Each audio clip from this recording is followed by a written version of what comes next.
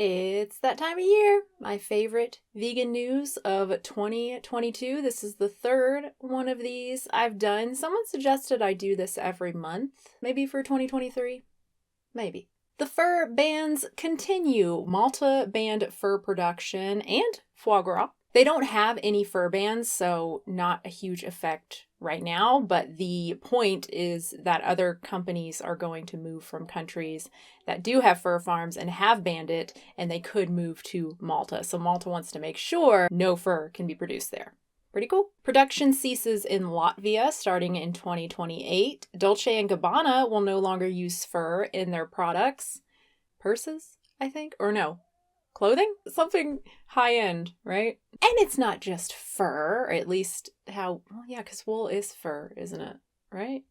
Point is, PETA has convinced Victoria's Secret, along with a bunch of other brands, to give up cashmere, which is goat's wool. I think this is a huge win because wool is very different from fur, I think, in terms of public perception, right? Fur is inherently cruel, the animals are killed, all of that. But wool, well, you're just shearing, right? You're just shearing the sheep or the goat. What's wrong with that? Well, of course, they're commodified. They're treated like a product and they're treated horribly. The shearing is very painful. It's done very roughly, right? As fast as possible. They're carried around by their hooves. They're treated awfully as you would expect. But yeah, huge, huge win. Thanks, PETA.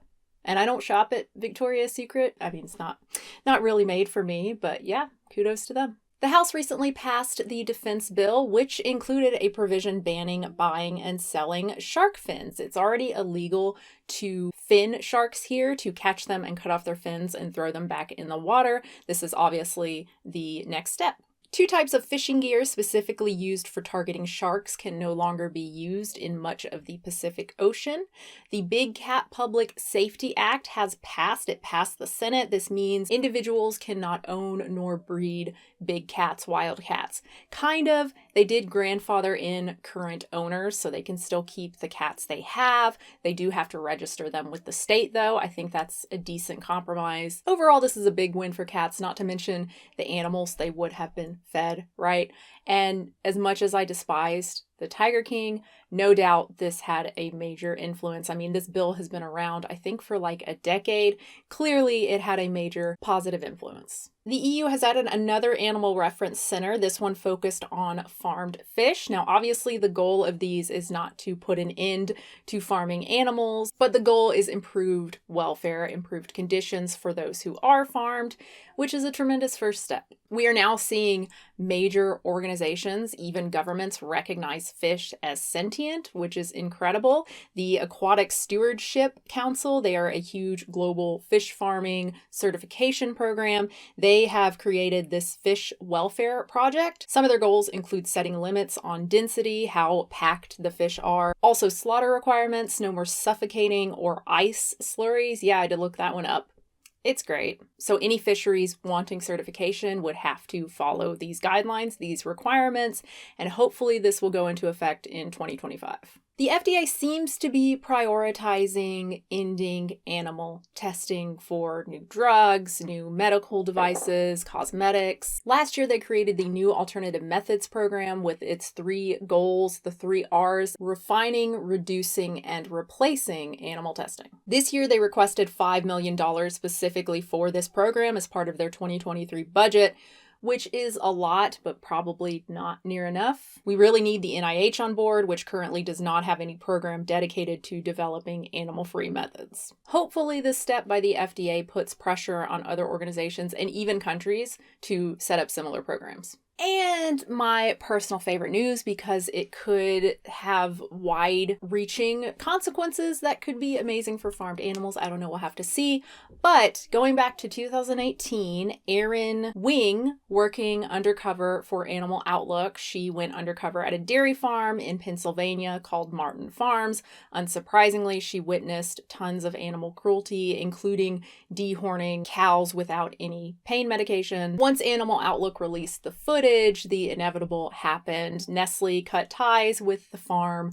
The farm, Martin Farms, said, oh, they couldn't believe it. They don't condone animal cruelty. They fired the workers, the bad apples, right? Basically blamed it all on them. Animal Outlook also presented this evidence, over 300 cases of cruelty, presented it to the police and to the DA, saying it constituted cruelty and neglect under Pennsylvania law. The DA declined to prosecute, but because it's Pennsylvania, Animal Outlook was able to challenge the decision. The complaint was dismissed, Animal Outlook appealed, and then the Superior Court, the 3-judge panel, ruled that the lower court was required to order the Franklin County District Attorney to prosecute Martin Farms for animal cruelty, including over common practices like dehorning without pain mitigation. Who knows where this will end up, but the fact the judges said not only the excess cruelty, the stomping and kicking, whatever, not only was that abuse, but the standard practice of dehorning without anesthetic, that was also abuse. That's amazing. And even though the precedent is limited to Pennsylvania, it's important in 2 other ways. First, Pennsylvania is a major agricultural state. Over 235 million animals are raised for food in the state each year. It also sets a cultural precedent. It gives animal lawyers across the country a decision to reference when challenging other states' exemptions. And now for some lighter news, I guess. We have a whole bunch more celebrity endorsements and investments. Veg News has a really extensive list of celebrity investments here. Kroger funded a research report to examine consumer shift towards plant-based, and they found that excluding households new to plant-based foods, almost all households that purchase plant-based products decreased their overall purchase of animal products. And this will now be a yearly study for Kroger. Major U.S. universities are adding vegan options to their cafeterias. The University of Michigan announced this month its commitment to ensuring more than half, 55%, of their residential dining menus offer plant-based options by 2025. Beyond Meat and the American Cancer Society are working together on research into plant-based meat and cancer prevention, which I take to mean Beyond Meat is funding this. The commitment aims to advance the understanding of how plant-based meats contribute to healthy diet patterns and their potential role in cancer prevention, and is a crucial step towards long-term research in the plant-based protein field. But my favorite news in the kind of public perception category would have to be a major medical center not only promoting veganuary, but promoting veganism in general. Cleveland Clinic just published this What is Veganuary article where they say, living a vegan lifestyle benefits animal welfare and the environment and can save you money on groceries. But it also impacts your health by lowering your risk of life-threatening chronic diseases. Veganuary is a month-long challenge, but if you're feeling good and enjoy the change, consider continuing with a vegan lifestyle. Some stuff I've tried this year from vegan companies. I think I've talked about all of this in my product review compilation videos. Miyoko liquid pizza cheese, that stuff was great. It really is perfect for pizzas. These gummies, particularly the Veggie Bears, the foamy ones. Beyond Steak, yes, I have tried Beyond Steak. I haven't talked about it yet, but yeah, I like it. Deering chicken, which I did talk about, but I actually don't really like it anymore. I just bought some more at Grocery Outlet. I was so excited. It was on sale. And then I tried some the other day and I don't know. Like, it's definitely worth trying, I think. It's so different from the other chicken offerings. But yeah, it's not for me anymore. What's wrong with me? Omni Foods pork, their ground pork, Ripple half and half. I wish I could find that all the time. I cannot, but it is great. Silk heavy whipping cream, also delicious. Ooh, the Milkadamia vanilla unsweetened milk. Oh, and those Wonder Eggs. That's definitely something I haven't tried, but I want to try, but don't want to try. Like, if I find it, I'll have to buy it and try it, but I'm kind of hoping I don't find it.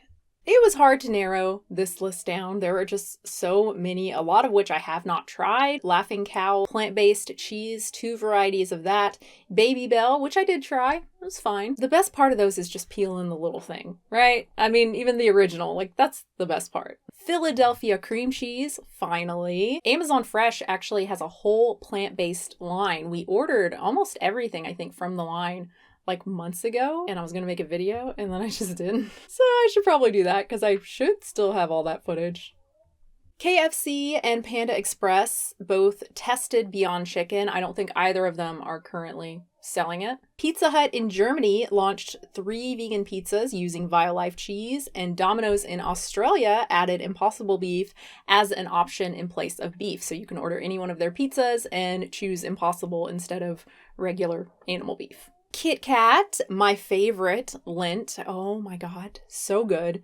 There's also this from Mars. It uses the Perfect Day whey. I really want to try this. Country Crock has a heavy whipping cream. Harry and David with a vegan charcuterie board. That is just so shocking to me. I don't know. That company is just meat and cheese. My mom used to order, I think it was for our mailman or for the UPS guy or something. She would always order a thing for them for Christmas time. And yeah, it's like meat and cheese. I think they have fruit and stuff too, but it's mostly meat and cheese. And my 2 favorites, Gerber launched their Plant-tastic line, which I'm really excited about, given I have a baby who is just about to start eating. So I'm excited to give this stuff to them and see how they like it.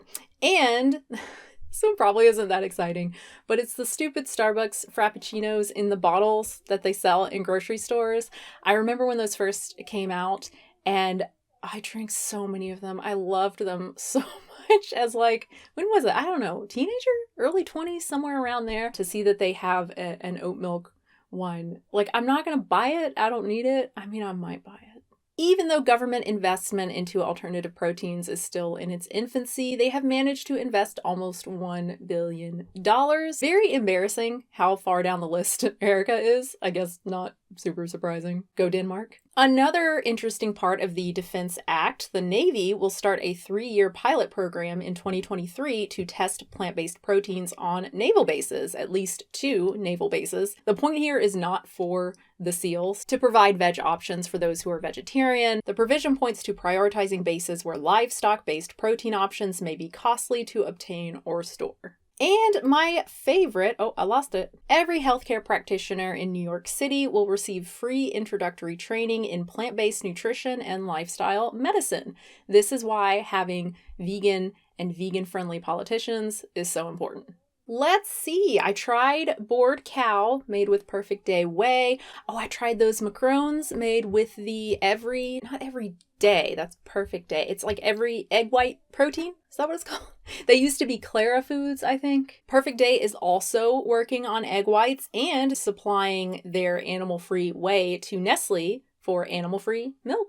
Upside Foods got their no questions letter. I talked about this in my recent video on clean meat. We are finally getting clean cheese, possibly next year at pizzerias.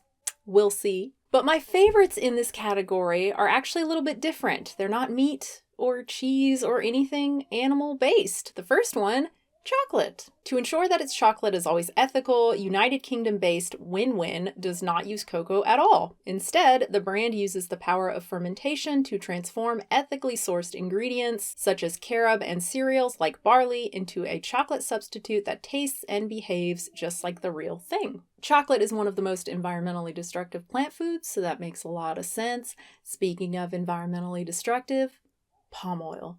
Side note, I really love how pro-clean meat and just clean animal products, clean chocolate, clean palm oil, whatever, Veg News is. That they even consider it Veg News is really cool. And they have a bunch of articles like really promoting it as a good option. Miyoko's has developed a cottage cheese that actually has protein, and it's made from watermelon seeds. Apparently the seeds have globulin in them, which is good for coagulation. Yummy. Honestly, though, I am really excited to try that. I think I've mentioned cottage cheese before. It's not something I liked at all when I wasn't vegan, but I would like to have something with a decent amount of protein that I can eat with like sweet stuff like fruit. That would be nice instead of just like a fruit smoothie with protein powder or protein oatmeal, which I hate. Like, it's so filling, it's good, but God, hate eating it. And that is not even close to all of the news. There is so much more. Vitamin D3 tomatoes. What a cool way to advance plant-based eating, to advance veganism, to incorporate nutrients that maybe are harder to come by into plant foods instead of trying to get them from, supplements or clean meat. Oh, also that chocolate brand, TCHO. I've seen them on Instagram, people promoting them, sponsored post over and over again. And I looked into them, and apparently they did sell milk-based chocolate, but then decided to switch to all vegan. So I think now all of their chocolate is vegan, which is just awesome. Okay, I gotta stop reading because why did I put them here? I'm just gonna keep reading them. Anyway, go to Veg News. As I always say, it's such a good resource. Most of their stuff is good and reliable. I think I've only come across a couple things, like the hippo story from last year, I think it was, that were a little sus. I might have just learned about sus. But yeah, if you're looking for a little pick-me-up here before Christmas or just any time, I would highly recommend going to Veg News and checking out their news section.